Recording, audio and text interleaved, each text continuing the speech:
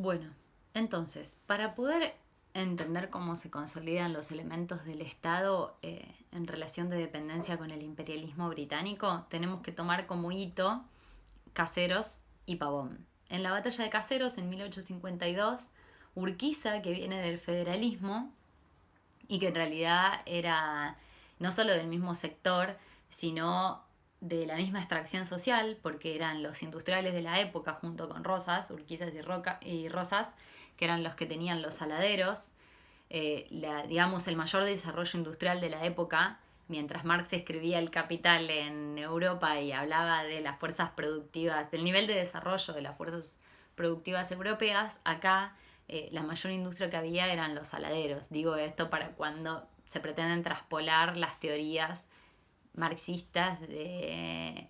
Me pregunto yo cuál es el sujeto revolucionario si acá no hay burguesía industrial ni tampoco había proletariado cuando Marx estaba escribiendo El Capital. Con lo cual, y además de alguna manera pensemos que si el sistema mundial se basaba en esta división internacional del trabajo, en la que una frase paradigmática de Lord Guillotin es: cuando América fabrique un solo clavo, Inglaterra morirá. Entonces, de alguna manera, los procesos industrializadores en América eran parte de romper con las cadenas de dominación. Y por eso Paraguay, que fue la excepción a los apéndices agrarios. ¿Por qué? Porque construyó altos hornos en pleno siglo XIX y lo tuvo que pagar con la famosa guerra de la Triple Alianza, o que otros autores denominan de la Triple Infamia, que según Astesano fue financiada inclusive por los ingleses. ¿Por qué? Porque Paraguay era un muy mal ejemplo. Repito, cuando América fabrique un solo clavo, Inglaterra morirá. Digamos, la manera de sostener la dominación del imperialismo británico era tener apéndices en el resto del mundo, y Sudamérica tenía que ser la granja.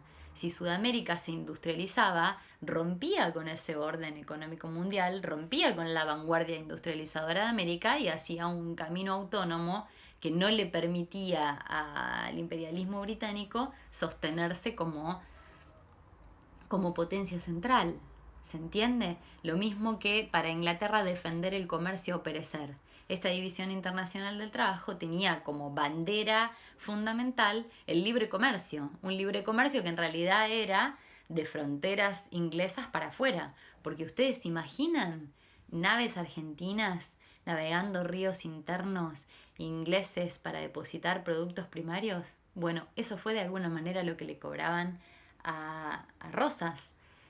La libre navegación de los ríos, ¿no?, internos, que él pudo de alguna manera frenar en la heroica vuelta de Obligado, frenar la invasión de las naves anglo-francesas que pretendían navegar los ríos internos para depositar sus productos manufacturados. Y otra que le cobraron a Rosa fue la ley de aduanas, que de alguna manera, si bien generaba rispideces internas entre los federales sobre cómo se repartía la renta de aduana, lo que esa ley conseguía era de alguna manera proteger el mercado interno, y gracias a eso se empezó un muy paulatino desarrollo industrial y comercial argentino, de la Confederación, ¿no? Todavía no podemos hablar de Argentina, de la Confederación.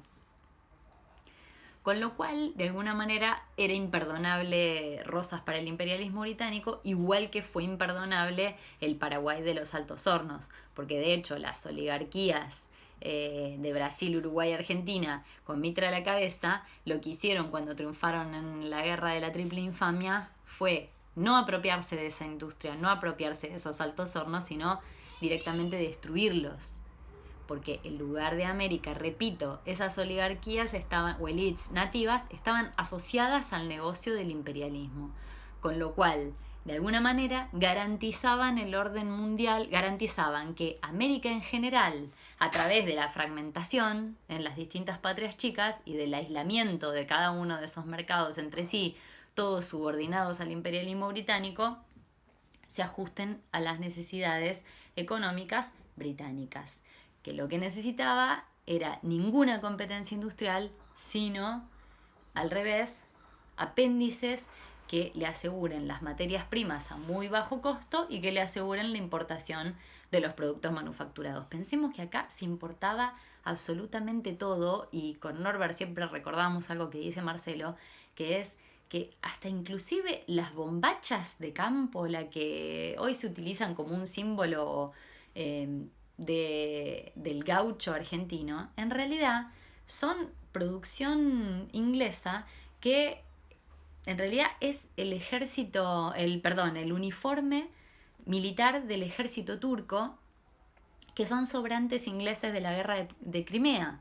Cuando los ingleses pensaron que iba a durar mucho más tiempo del que duró, hubo superproducción de uniformes del ejército turco, y entonces esos sobrantes, como acá se importaba absolutamente todo, hasta los pantalones, hasta las bombachas, bueno, entonces ese sobrante lo depositaron acá, y hoy algo que pareciera que es el símbolo del gauchaje de la nacionalidad argentina, en realidad es símbolo de a qué nivel éramos un apéndice subordinado al imperialismo británico.